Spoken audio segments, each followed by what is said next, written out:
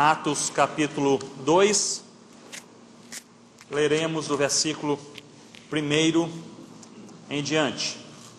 Ao cumprir-se o dia de Pentecostes, estavam todos reunidos no mesmo lugar. De repente veio do céu um som, como de um vento impetuoso, e encheu toda a casa onde estavam assentados. E apareceram distribuídas entre eles línguas como de fogo, e pousou uma sobre cada um deles. E todos ficaram cheios do Espírito Santo, e passaram a falar em outras línguas, segundo o Espírito lhes concedia que falassem.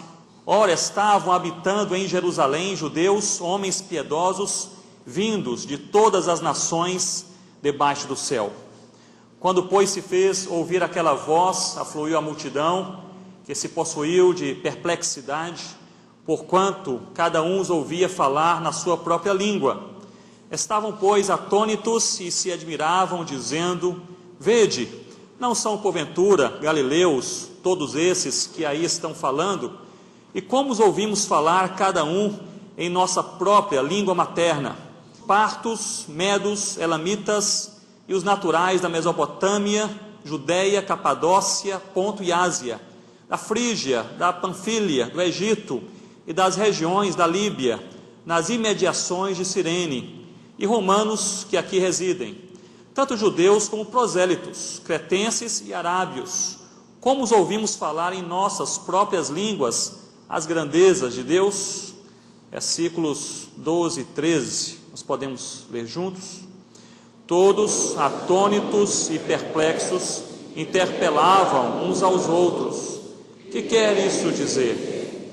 Outros, porém, zombando, diziam: estão embriagados. Queridos, nesta noite nós pensaremos sobre a relação entre o Espírito Santo de Deus e a obra missionária. A relação entre a presença, a intervenção, a atuação do Espírito Santo de Deus na vida da igreja e a expansão do Evangelho, a pregação de Jesus Cristo, seja perto, seja longe, a expansão do reino de Deus. E quando nós pensamos neste texto, me vem à mente que há pelo menos aí 3 elementos que nos levam a compreender essa relação dentro de uma macrovisão deste relacionamento entre a pessoa do Espírito Santo e a obra missionária.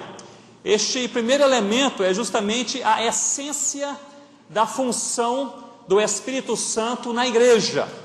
E quando nós pensamos sobre esta essência da função do Espírito Santo na igreja, nos vem à mente Lucas capítulo 24, quando o Senhor Jesus promete um Consolador, este que é o Parácletos, este que foi enviado para estar ao lado da igreja, este que foi enviado para empoderar a igreja e fazer a igreja ser aquilo que Deus quer que ela seja. E o que Deus quer que a igreja seja, então, ao longo dos seus anos, dos séculos, dos milênios, John Knox, ele nos fala que a função do Espírito Santo é dupla: de fazer com que a igreja se pareça com o Senhor Jesus, por um lado, a essência da função do Espírito Santo na igreja de Cristo, aí a fundamentação desta conciliação entre o Espírito Santo e as missões. Porque o Espírito Santo, ele está, portanto, no pensamento de Knox, entre nós, a fim de que nós nos pareçamos mais com Jesus e preguemos mais o nome de Jesus. E quando nós falamos sobre a igreja ter a aparência de Cristo, nós falamos sobre a procura pela verdade. Quando falamos neste encontro sobre a igreja se parecer com o Senhor Jesus, pelo empoderamento do Espírito Santo, pela atuação do Espírito Santo em nós, nós falamos sobre deixar cair máscaras, sobre deixar cair a imagem externa, quem sabe sairmos de trás da cortina onde nós nos escondemos e tratar da verdade na minha vida e na sua vida. Eu gosto muito dos escritos de William Davidson, quando ele fala e faz uma feliz comparação entre reputação e caráter, e ele diz que a reputação é justamente a nossa aparência, são as nossas máscaras, são as nossas intenções sociais externas. É como as pessoas nos veem, essa é a nossa reputação, mas caráter é a verdade sobre cada um de nós. E Davidson, ele diz que reputação é o que os homens pensam de você, mas caráter é quem você verdadeiramente é. Ele diz que reputação é a sua fotografia, mas o caráter é a sua face. Ele diz que a reputação fará de você rico ou pobre, mas o caráter fará de você feliz ou infeliz. Ele diz que a reputação é o que os homens falam de você no dia do seu funeral. Eu não sei de onde vocês vêm, mas de onde eu venho só falam coisas boas nesse dia, não é? No dia do nosso funeral. Mas Davidson, ele diz que caráter é o que os anjos falam de você perante o trono de Deus. É a verdade sobre a sua vida, é a essência de quem você verdadeiramente é.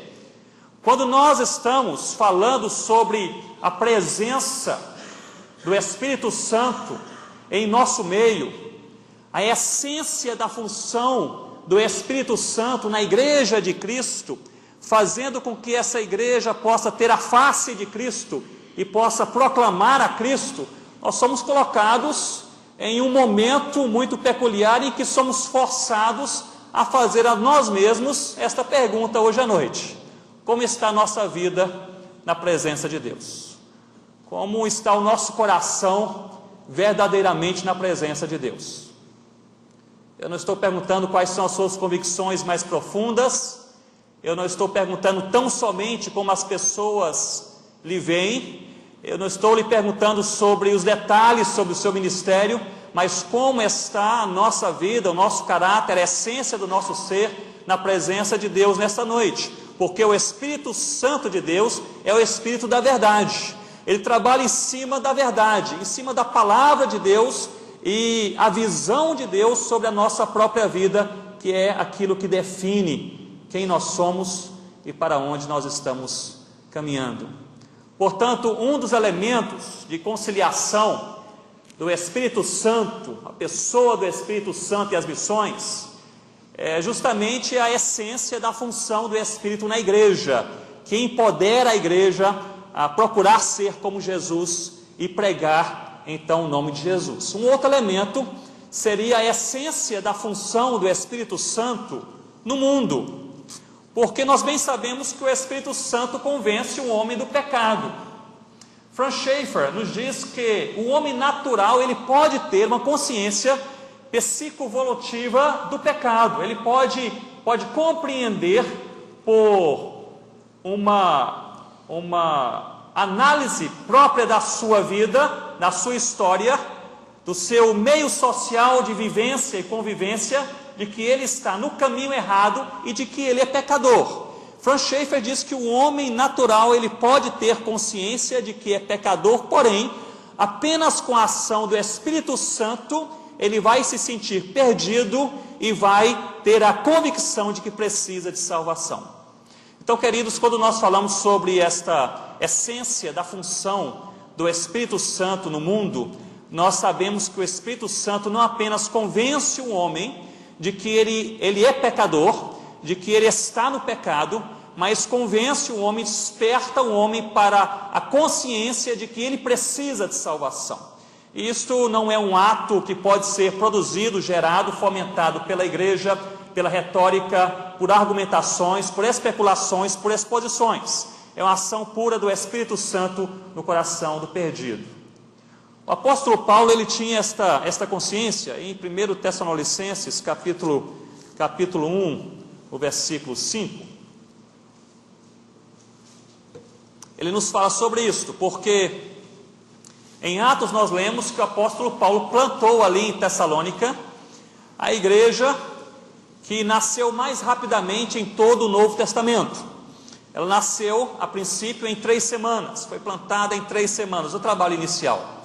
Ele arrazoava e expunha a palavra de Deus nas sinagogas e também na praça, durante 3 semanas, e a igreja nasceu. E se Paulo fosse um missionário hoje, seria então visto como um super missionário, que plantou uma igreja em 3 semanas, em um local onde não havia o evangelho do Senhor Jesus. Porém, o apóstolo Paulo tinha plena consciência de que, por mais que a igreja possa transmitir o evangelho de maneira convincente, de maneira inteligível, de maneira persuasiva, esta palavra transmitida pelo missionário, pela igreja, pelo pregador, pelo crente, não tem o poder de fazer com que o homem natural busque a Deus, se sinta não apenas pecador, mas necessitado de salvação. E ele deixou isso bem claro em 1 Tessalonicenses, capítulo 1, versículo 5, quando ele diz que o nosso evangelho não chegou até vós tão somente em que, irmãos?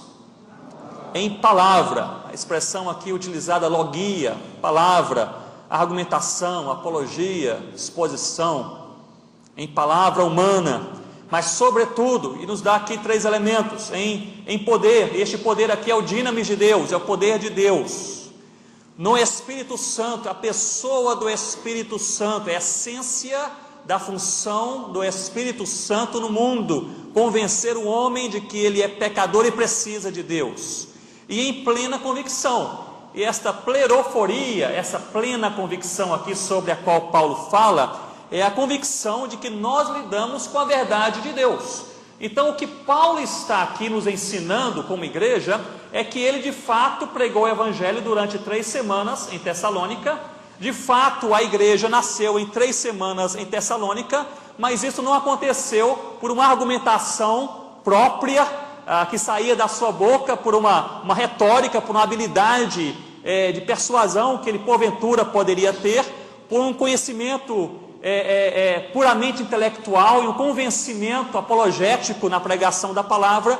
Mas aquela igreja nasceu pelo poder de Deus, pela pessoa do Espírito Santo, que convenceu o pecador que ele precisa de Deus, e em plena convicção de que nós lidamos com a verdade de Deus. Então, para mim, esta exposição paulina deixa bem claro o que faz a igreja nascer, o coração se converter, o homem procurar Deus. É a essência da função do Espírito Santo no mundo.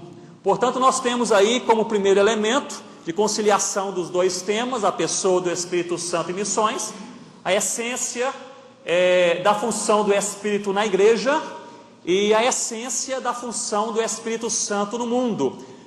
Mas também nós temos como um terceiro elemento a conexão entre os avivamentos históricos e os movimentos missionários. A clara conexão entre momentos especiais, quando a igreja é tocada, é avivada pelo Espírito Santo de Deus, e em consequência ela se espalha pregando o evangelho no mundo. E na história da igreja nós vemos essa correlação seguindo passo após passo, a partir de Atos até hoje. Sempre que uma igreja, uma comunidade, uma família, uma pessoa teve uma íntima relação com o Espírito Santo de Deus e foi avivada, reavivada, então segue-se a essa experiência, a este momento, a esta situação pessoal, um desejo inefável de pregar o nome de Jesus. Eu me lembro de uma conferência na Coreia do Sul, cerca de 2, 3 anos atrás, em uma das igrejas presbiterianas, e naquele movimento presbiteriano tremendo que há na Coreia do Sul, enviando missionários para todo o mundo. Eu perguntei a um daqueles pastores mais antigos, chamados de Moksanin, aqueles pastores mais respeitados, e eu disse: o que faz aqui a igreja pregar a Jesus? Ele disse: é a experiência com Jesus, é a intimidade com Jesus, é o avivamento do Espírito Santo. A presença do Espírito Santo avivando o povo de Deus faz o povo de Deus pregar Jesus. E é simples assim. Nós muitas vezes fazemos uma conexão entre o avivamento do povo de Deus e várias outras consequências, quem sabe muito mais visíveis ou atrativas para a igreja ou para o mundo. Mas a consequência mais natural de um momento, uma visitação, uma presença, uma experiência com o Espírito Santo, é a pregação, é a vontade, é o desejo de se falar da pessoa de Jesus. Fruto de um avivamento, a partir de 1730, John Wesley, durante 50 anos, ele passou a pregar o Evangelho de Jesus, e nestes 50 anos, fruto de um avivamento, ele pregou a palavra de Deus, andando aí a cavalo, por mais de 175 mil quilômetros, pregando a palavra de Deus, em mais de 40 mil sermões, em geral 3 vezes por dia, muitas vezes ao ar livre, até 70 anos de idade. Fruto de um momento em que Deus avivou a sua igreja. Houve uma sede, um desejo, uma fomentação para se pregar então a Jesus, seja perto ou seja longe. Fruto de um avivamento, em 1727, no dia 13 de agosto, a igreja moraviana tem uma experiência profunda com o Espírito Santo de Deus, é avivada pelo Espírito Santo de Deus e passa a enviar missionários. E durante 100 anos essa igreja iria enviar missionários e orar pelos perdidos. E aquela igreja enviou mais missionários naquele século do que toda a igreja evangélica brasileira em nossa geração enviou hoje.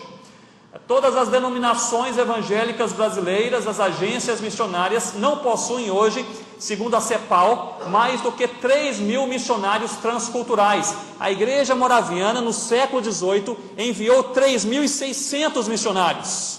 Fruto de um avivamento, houve uma sede, uma necessidade, um desejo de se pregar a Jesus. Fruto de um avivamento, em 1784, após ler a biografia de David Brainerd, não sei quem já leu esta biografia, mas é tremenda, a biografia de Brainerd, inspirou milhares e milhares de pessoas, e inspirou também um jovem estudante, William Carey, e esse rapaz foi para a Índia, e pregou a palavra de Deus em um dos países menos alcançados daquela época, e ele traduziu a palavra de Deus para mais de 20 línguas locais. Se algum tradutor da palavra dissesse que faria isto em nossa época, seria tido como louco, pois William Carey, aquecido seu coração por experiência com o Espírito Santo de Deus, ele não teve um outro desejo a não ser pregar a pessoa de Cristo. Há uma correlação profunda entre avivamentos históricos e movimentos missionários, entre uma experiência de santificação no Espírito Santo e um desejo imaculado de falar de Jesus. Em 1806, Adoniram Judson, ele teve uma experiência profunda com o Espírito Santo de Deus e foi pregar a Cristo na Birmânia, e chegou naquele país totalmente não alcançado naquele século, e ali começou a pregar o Evangelho. Durante 7 anos falou de Jesus sem nenhum convertido. Durante 12 anos falou de Jesus, algumas pessoas se converteram e a maioria apostatou da fé, e ele então se sentiu coagido e angustiado e começou a orar por direção de Deus. Um dos seus amigos lhe escreve uma carta a Adoniram Judson e diz: mas quais são as possibilidades de sucesso? E ele então, depois de passar pelo encarceramento, a morte da esposa, de ser torturado, de ser perseguido, ele responde então àquele seu amigo, também em uma carta, dizendo: quais são as possibilidades de sucesso? Tantas quantas existe um Deus que cumpre as suas promessas. E permaneceu naquele lugar, e pregou a palavra, e ao final da sua vida, deixou a Birmânia com 300 igrejas plantadas, 63 pastores nativos, e hoje a Birmânia possui mais de 2 milhões de cristãos evangélicos, porque um homem, ele cria na promessa de Deus, e porque há uma correlação estreita entre avivamentos históricos e movimentos missionários. Fruto de um avivamento, em 1882, Moody, ele prega na Universidade de Cambridge, e ali 7 homens são tocados por Deus. Dentre esses 7 homens conhecidos como 7 de Cambridge, há um deles, o Charles Studd, que sentiu então o chamado de Deus para pregar o Evangelho na África, e ali aquele homem riquíssimo entregou toda a sua fortuna e foi pregar o Evangelho de Jesus na África, e ali passou décadas, e ele visitou 17 países e pregou o Evangelho de Jesus pessoalmente, face a face, a mais de 500 mil de pessoas, e fundou uma missão, a WEC International, a missão Amém no Brasil, que possui hoje mais de 2.000 missionários em todo o mundo. Fruto de um avivamento, um avivamento histórico, uma experiência com Deus, um aquecimento do coração, um processo de santidade ao Senhor Jesus, provoca necessariamente um desejo de se pregar o Evangelho de Cristo. Fruto de um avivamento, em 1855, o Espírito Santo de Deus aqueceu o coração de um jovem, ainda estudante de teologia, para ir pregar o Evangelho em um país que era conhecido como um país selvagem e idólatra. ele vinha da América do Norte, esse jovem, e alguns amigos e presbíteros tentaram dissuadi-lo, dizendo: para que ir para esse país idólatra e selvagem, se há tanto a ser feito aqui na América do Norte? Ele foi para esse país, chegando aqui então em 1859. Então Simonton, ele plantou a Igreja Presbiteriana do Brasil, fruto de um avivamento, uma experiência com Deus, um avivamento histórico, enviando missionários e fazendo com que a igreja queira pregar o Evangelho de Jesus. Fruto de um avivamento, em 1950, durante um final de semana no Eton College, na América do Norte, 500 jovens se entregam ao Senhor Jesus para a obra missionária.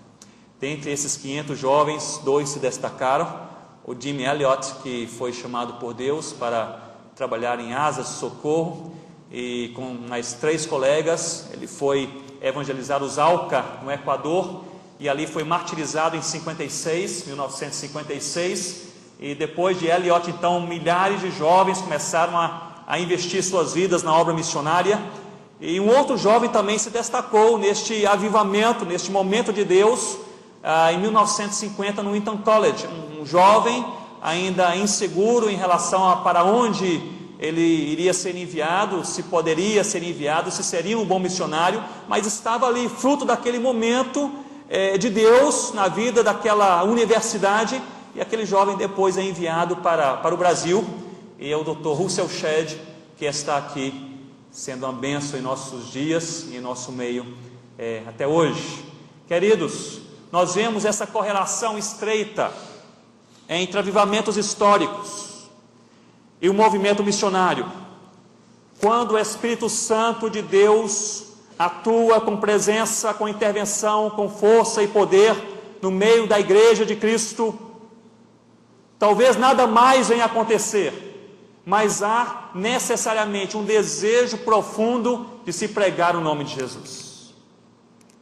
Portanto, nós temos nesses 3 elementos a essência do Espírito Santo, da função do Espírito Santo na igreja, a essência da função do Espírito Santo no mundo, e a correlação, a conexão entre avivamento histórico e movimentos missionários, como aí esses 3 elementos que nos dão essa macrovisão entre a relação entre o Espírito Santo e as missões. Mas nenhum texto talvez seja tão claro para nos evidenciar essa relação como Atos capítulo 2. Atos capítulo 2, o texto que nós lemos, queridos, escrito por Lucas, justamente o autor sinótico que mais fala sobre o Espírito Santo, utilizando expressões como ungido pelo Espírito e poder do Espírito, dirigido pelo Espírito, guiado pelo Espírito. Então, registra aqui o Pentecoste. De todas as festas judaicas, era a festa que promovia maior ajuntamento. As pessoas vinham de longe, judaizantes, gentios, judeus, vinham para esse momento de encontros. Havia um clima de reencontros familiares, sociais. Era uma festa não apenas religiosa, mas havia se transformado em uma festa também social, no 50º dia após a Páscoa, que era este Pentecoste. E justamente neste dia, Pentecoste, a igreja, cerca de 120 pessoas ali reunidas naquele lugar, em oração, buscando a face de Deus.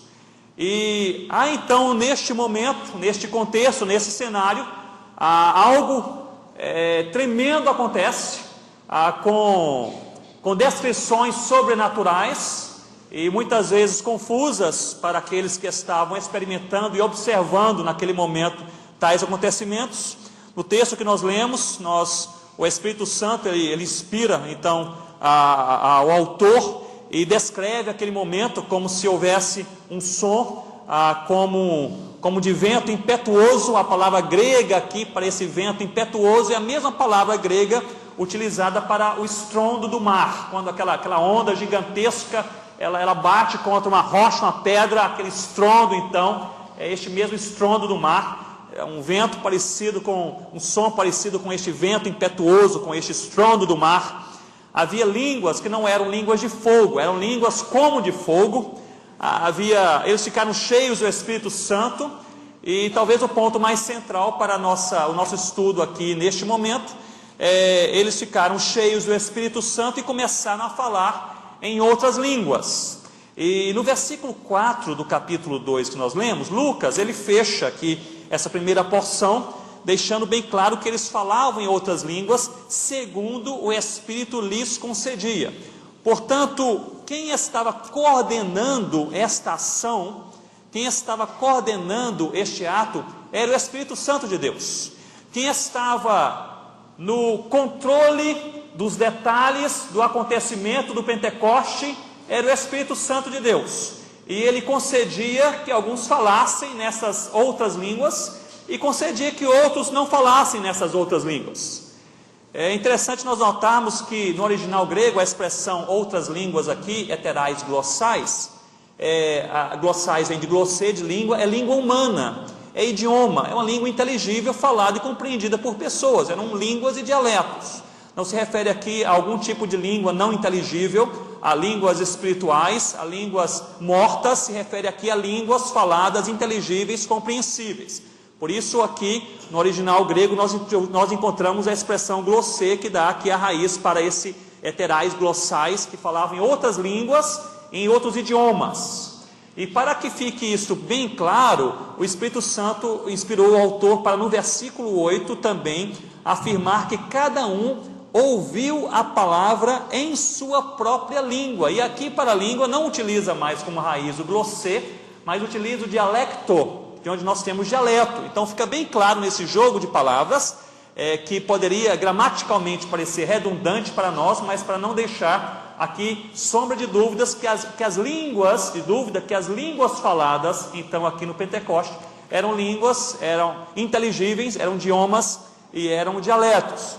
E é interessante que neste versículo 8, nós lemos que cada um compreendia em sua própria língua materna, nos dando aí uma pista de que provavelmente o milagre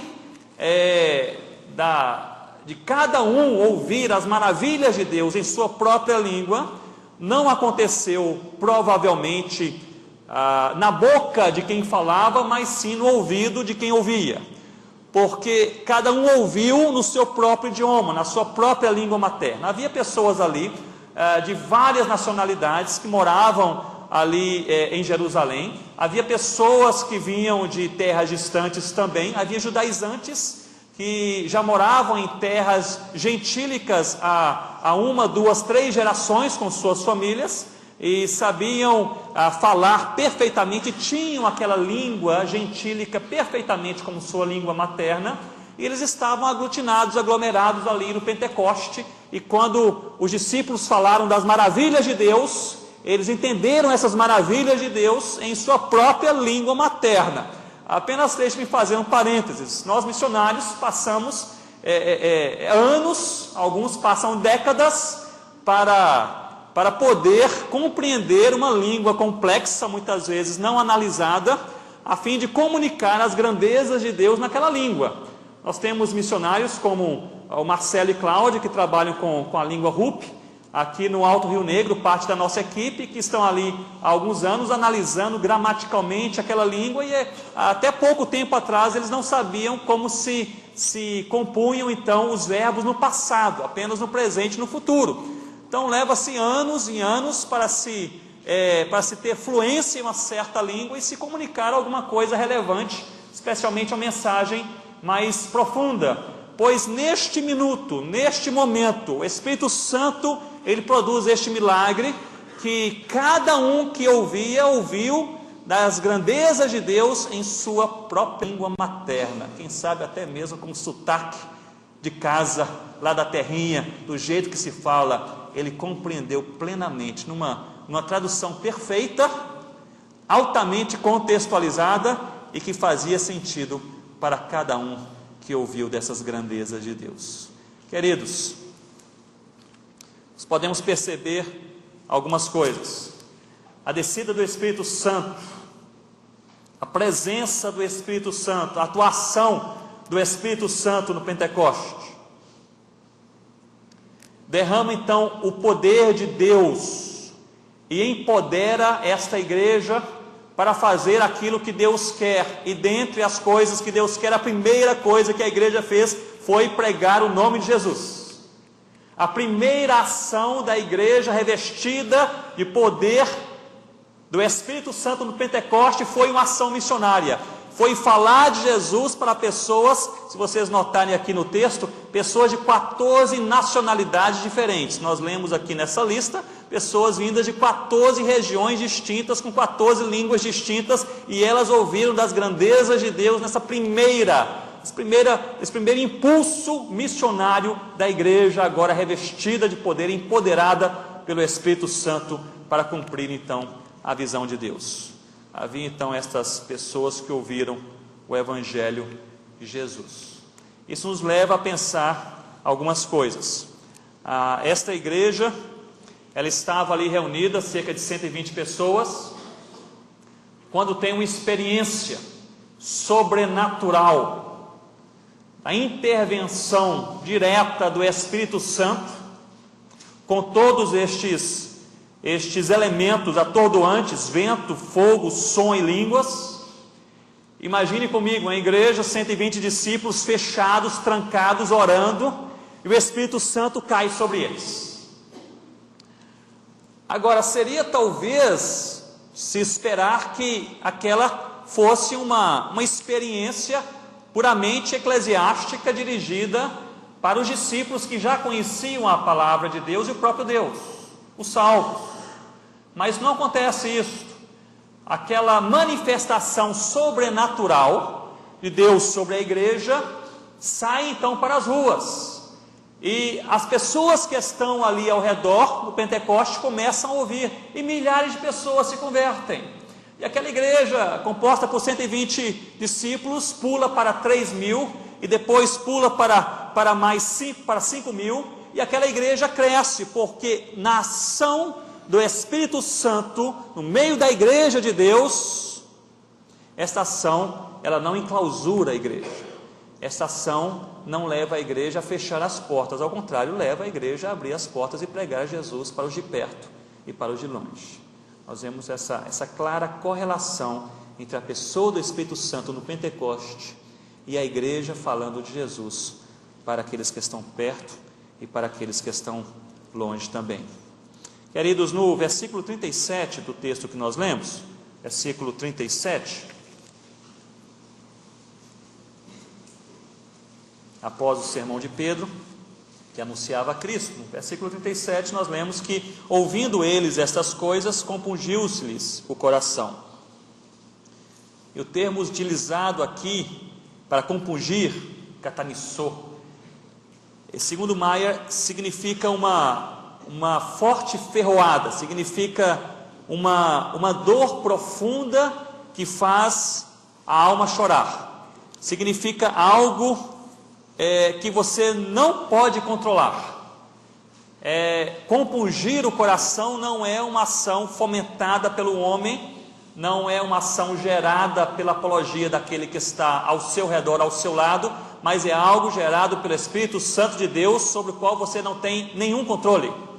Os corações foram compungidos, os corações foram tocados, houve um quebrantamento, uma busca, uma sede por Deus, porque quando o Espírito de Deus se manifesta, a pessoa do Senhor Jesus fica então embaixo dos holofotes, ganha toda a atenção, torna-se o nome mais precioso, torna-se a pessoa mais preciosa, e a igreja tem desejo de fazer nada mais do que falar de Jesus.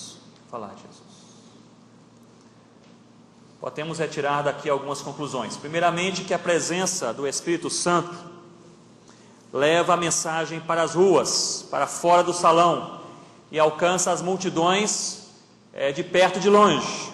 No livro de Atos nós vemos que o Espírito Santo de Deus levou a igreja de Deus a pregar o nome de Jesus. Sempre que houve uma intervenção do Espírito Santo de Deus, a presença que gerou quebrantamento, santidade, busca, sede na vida da igreja, a igreja rompeu em uma ação missionária na pregação da palavra. Em Atos, no capítulo 8, nós vemos que Estevão foi morto, apedrejado, ele foi martirizado, e o Espírito Santo, então, levanta em lugar de Estevão um outro pregador, que era Filipe. E Filipe, então, vai também, segundo a palavra, cheio do Espírito Santo, pregar em Samaria. E ele prega em Samaria, e as multidões, então, começam a se juntar, e havia sinais e prodígios ali, demonstrados para os samaritanos, e havia conversão, e houve muitas conversões naquele lugar. E Filipe, então, com aquele ministério agora fluindo, Filipe, então, com a pregação da palavra e milhares se convertendo, Filipe agora com aqueles sinais e prodígios de coisas tremendas acontecendo, talvez o mais humano a pensar seria que ele ficasse em Samaria e plantasse ali uma mega igreja, mas não foi isso que aconteceu. Filipe, ele é enviado então pelo Espírito Santo de Deus para o deserto para pregar a palavra a um etíope, que estava lendo a palavra e com sede de Deus, e prega a palavra, o homem se converte, ele é batizado, volta para a sua terra e prega Jesus na Etiópia. Segundo a tradição cristã, a primeira igreja etíope nascida foi através da pregação deste homem que ouviu a palavra, aliás, leu a palavra, mas teve a palavra explicada através de Filipe, que foi levado pelo Espírito Santo de Deus de Samaria, onde tudo estava acontecendo, era o centro dos acontecimentos, das conversões, do crescimento da igreja, ministério explosivo, para um deserto. Quando o Espírito Santo de Deus se manifesta, a igreja vai para as ruas, a igreja vai para os desertos, a igreja vai para as matas, a igreja vai para onde Jesus ainda não é conhecido. E aí nós voltamos ao início daquilo que nós mencionamos e trazemos à nossa mente a argumentação de John Knox, em que quando o Espírito de Deus se manifesta, ele possui essa dupla função de nos fazer mais parecidos com Cristo, por um lado, e nos dar o desejo de nós pregarmos o nome de Cristo, por outro lado. Eu não creio em uma igreja que tenha intimidade com Deus e seja santificada pelo Espírito Santo de Deus e esteja tendo uma experiência real com o Espírito Santo de Deus e que não tenha desejo nem iniciativa de pregar o nome de Jesus.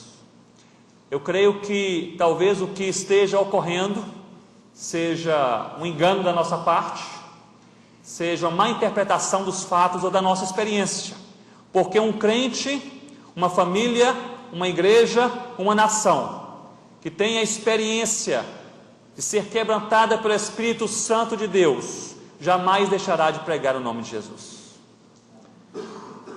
Quando nós olhamos, queridos, sobre esta presença do Espírito Santo, levando a mensagem de Cristo para as ruas, como sendo um dos marcos dessa relação entre o Espírito Santo e missões, a partir do que nós lemos aqui em Atos capítulo 2. Há também uma ação do Espírito Santo que deve ser analisada, porque quando o Espírito Santo de Deus, em Atos capítulo 2, ele se manifesta na igreja de Cristo neste momento, nós vemos algumas reações dessa igreja que precisam ser analisadas e pensadas por nós. Nós falaremos um pouquinho mais a respeito disso amanhã cedo, se Deus permitir, mas algumas reações. Primeiramente, essa igreja, ela não se enclausura, essa igreja, ela não fecha as portas, ao contrário, ela abre as suas portas. Essa igreja, ela não passa a pensar em suas necessidades mais proeminentes, ela passa a pensar naqueles que precisam ouvir de Jesus, experimentar o que eles estão experimentando. Uma igreja tocada, uma igreja que experimenta essa presença do Espírito Santo em Atos 2, é uma igreja que sai para as ruas, não se enclausura. E nós precisamos pensar seriamente nas reações de uma igreja que esteja tendo uma experiência profunda com Deus na palavra de Deus. Se nós amamos a palavra de Deus, se o Espírito Santo habita em nós, se nós somos guiados, quebrantados, santificados pelo Espírito Santo de Deus, o normal, o natural, o esperado é nós pregarmos a palavra de Deus. Se nós não pregamos a palavra de Deus, se se nós não temos a iniciativa de falar de Jesus, nós não temos um incômodo em nossas vidas e corações de falarmos de Jesus para aqueles que estão perto ou que estão longe, pode ser que nós estejamos interpretando mal a nossa relação com o próprio Jesus.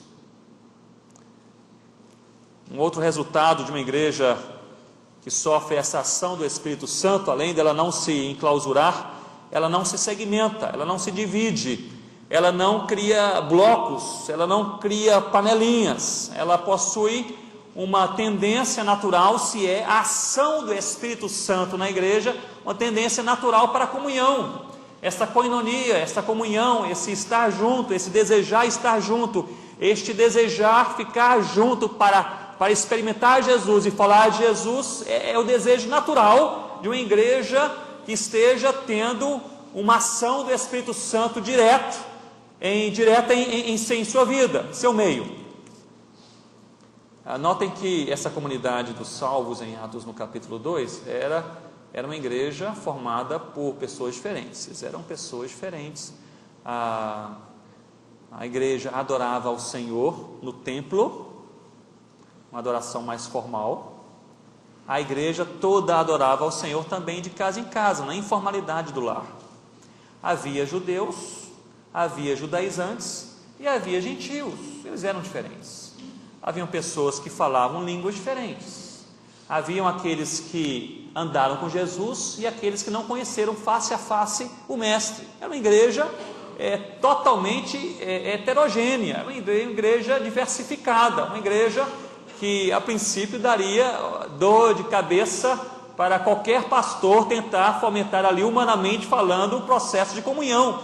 Mas essa igreja, segundo a palavra de Deus, tinha só um coração e só uma alma, porque a ação do Espírito Santo de Deus na igreja de Cristo não leva esta igreja a se enclausurar e não leva essa igreja a se segmentar, a se dividir, a criar divisões e blocos distintos e ser tomada por sentimentos de que agora nós precisamos nos separar porque somos diferentes demais. Ao contrário, o sentimento era: nós amamos a Jesus e precisamos estar juntos.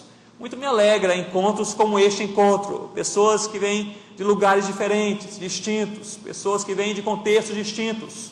Nós amamos a Jesus, por isso nós estamos aqui. Nós precisamos de Jesus, é por isso que nós estamos aqui.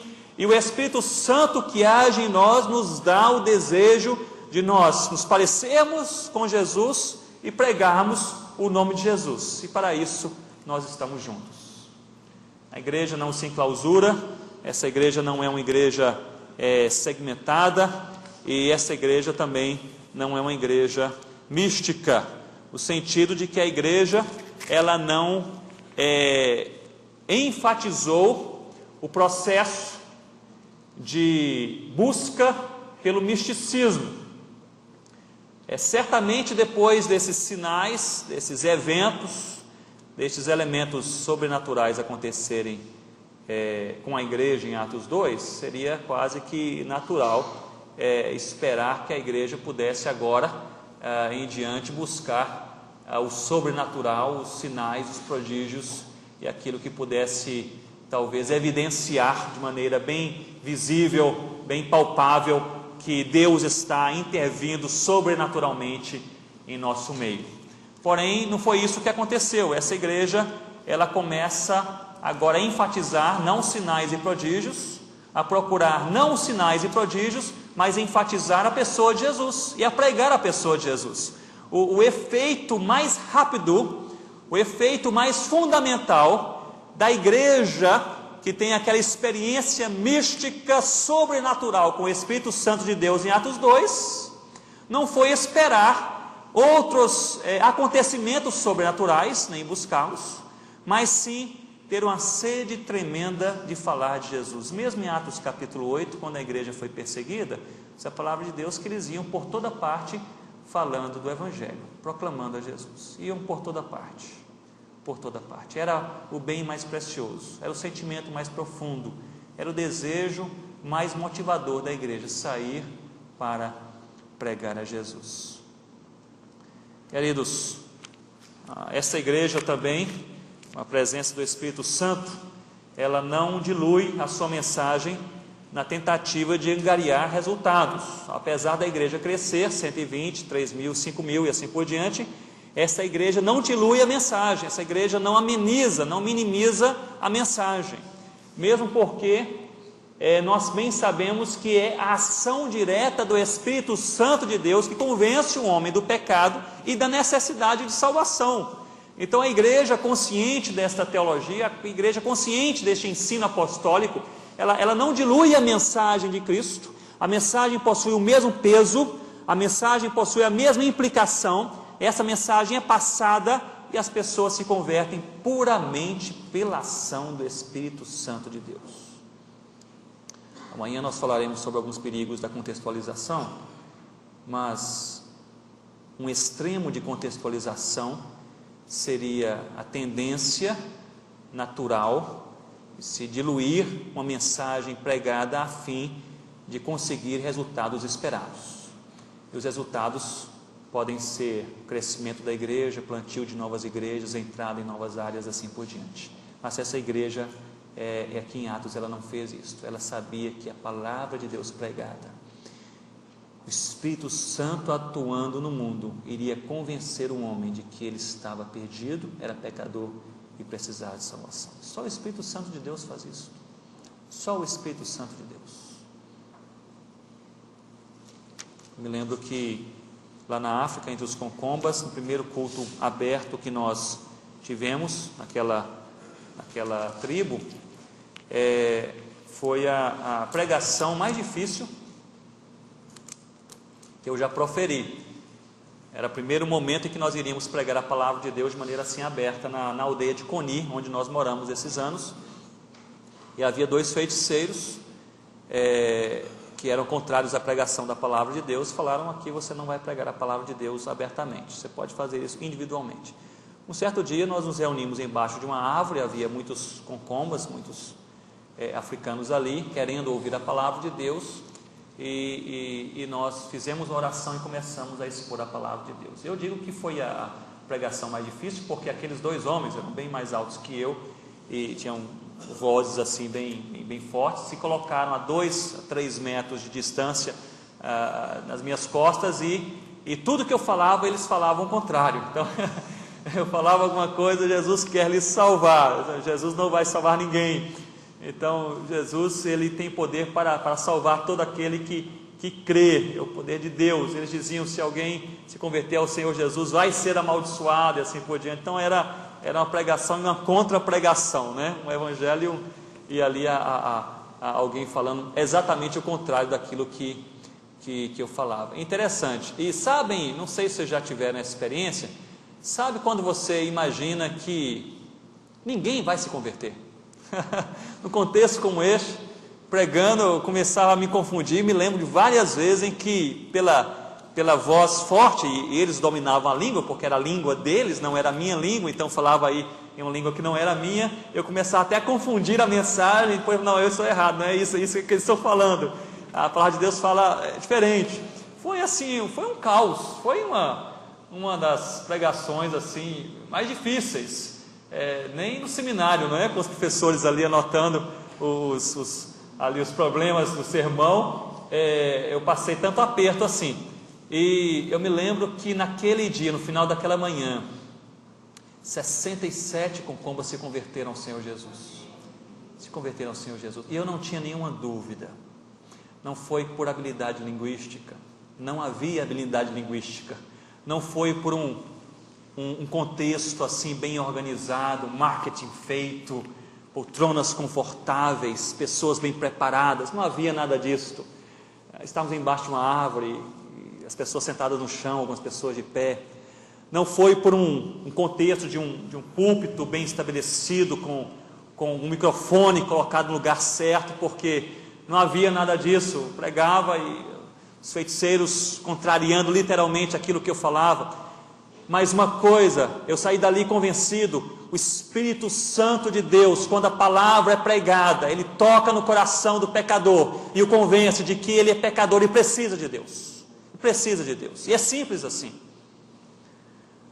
Talvez a grande relação entre a pessoa do Espírito Santo e as missões é a dependência que as missões possuem da ação do Espírito Santo para que a igreja possa nascer. É a dependência que o pregador da palavra possui da ação do Espírito Santo para que algo bom possa acontecer. E ao final daquele culto, algo assim tremendo aconteceu, que me marcou mais do que aquelas 67 conversões, mas veio ali se arrastando uma mulher que havia tido paralisia infantil quando criança. As suas 2 pernas eram mirradas, então ela não conseguia utilizar as pernas desde a sua infância para se locomover, e ela então usava apenas as palmas das suas mãos e seus antebraços para se arrastar desde criancinha, e ela morava a quilômetros de distância de onde nós estávamos reunidos. Soubemos depois que ela havia pedido ao seu pai e irmãos para a carregarem, eles se negaram.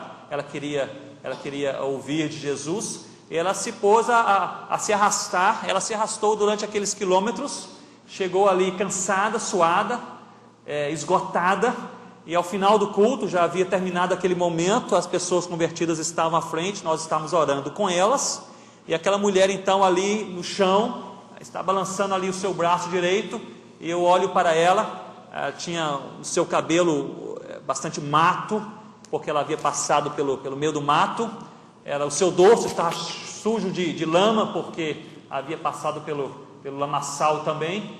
E quando ela levantou assim o seu braço, eu vi que a sua mão e seu braço sangravam, porque ela havia passado e se arrastado por cima de pedras para chegar ali. Ela passou a manhã inteira se arrastando para chegar onde nós estávamos reunidos. E ela chamou a minha atenção com seu braço direito e perguntou, lá me chamam de Ucaljá, que significa homem branco. Ela disse: Ucaljá, será que eu cheguei tarde demais? Ou eu também posso me entregar ao Senhor Jesus?